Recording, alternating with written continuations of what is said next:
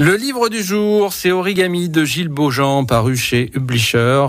S'il vous est parfois arrivé de songer, j'aimerais bien être dans sa tête pour savoir ce qu'il ou elle pense vraiment, vous devez lire ce nouveau roman de Gilles Beaujean.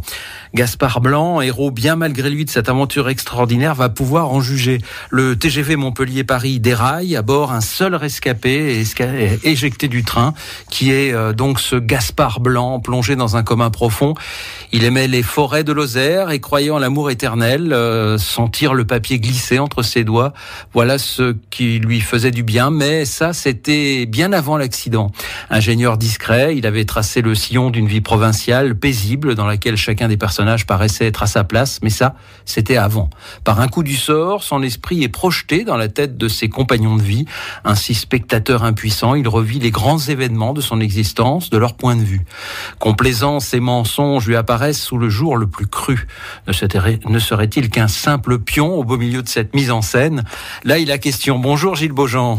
Bonjour Lionel et bonjour à tous les auditeurs de France Bleu Berry. Bienvenue effectivement sur France Bleu Berry. Très bonne année 2016.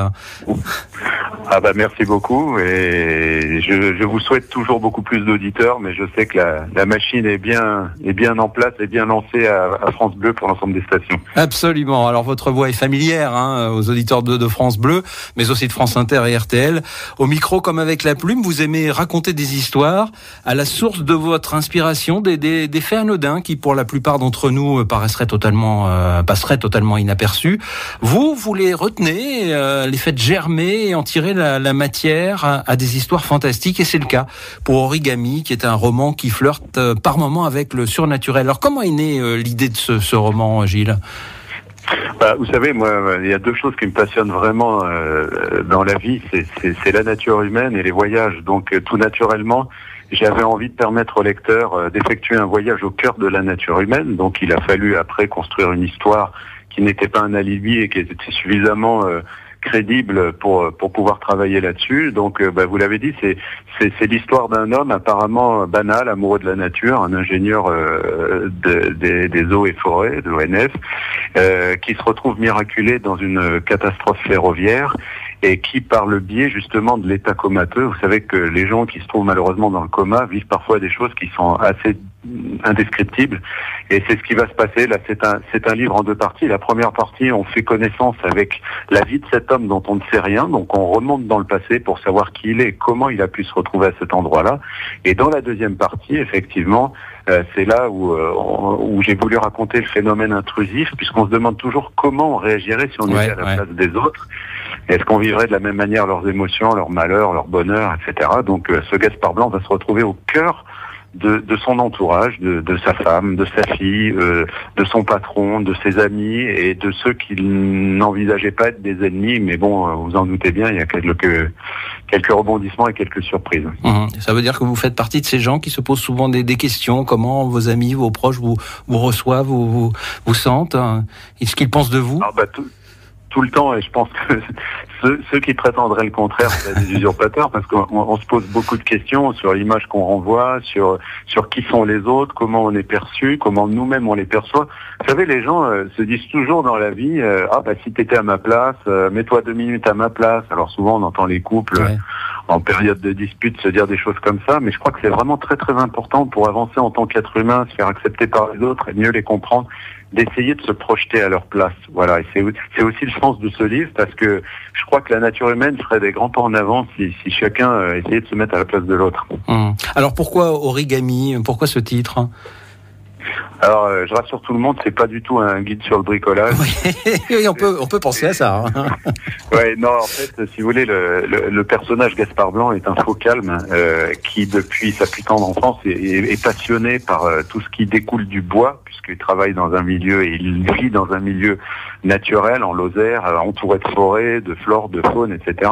Et comme c'est un faux calme, depuis tout petit, il a pris l'habitude de se détendre quand il a des gros coups de stress et des gros coups de pression, l'habitude de se détendre en confectionnant des petites figurines de papier selon le célèbre art japonais de l'origami. Voilà, donc c'est un peu également le fil rouge dans la construction de l'histoire, puisqu'il y a une première partie qui s'appelle pliage Et deuxième partie, figure dépliée, où là on découvre le côté verso de tous les personnages.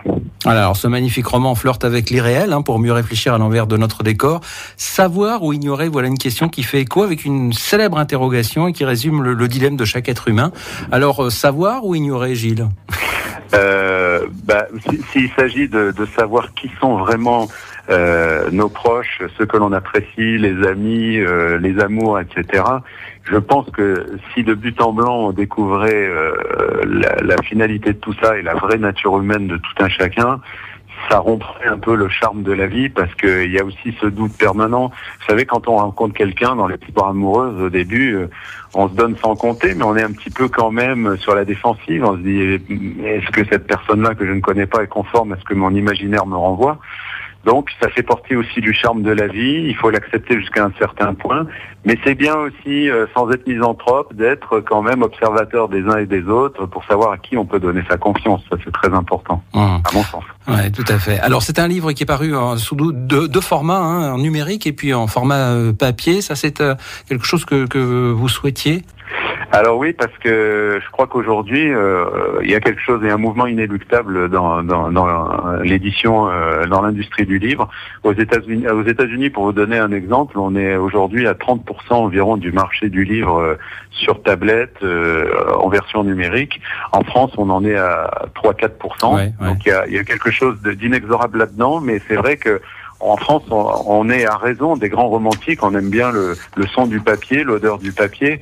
Simplement, je pense que c'est pas incompatible, parce que la version numérique, c'est pas cher, c'est démocratisé, et puis ça permet de pas avoir des caisses de livres partout dans sa maison ou dans les déménagements.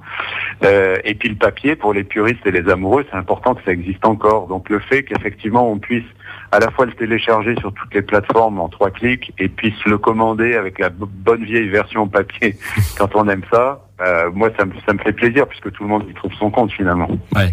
Allez, appelez-nous justement au 02 54 27 36 36. On vous offre le livre Origami, 5e roman de Gilles Beaujean. Vous êtes le premier, c'est gagné, bonne chance. On va vous remercier, Gilles Beaujean. Vous souhaitez encore une fois une très bonne année 2016, et puis il y aura peut-être un nouveau roman. Vous travaillez déjà dessus peut-être ?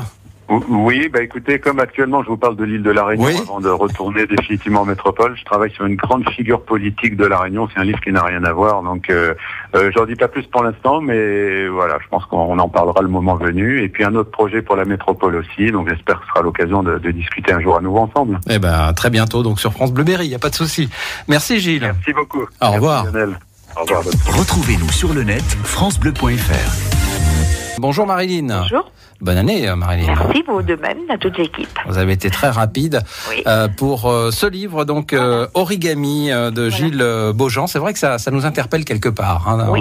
On a envie de découvrir ce livre pour en savoir un petit peu plus, découvrir la nature humaine en fait. Absolument.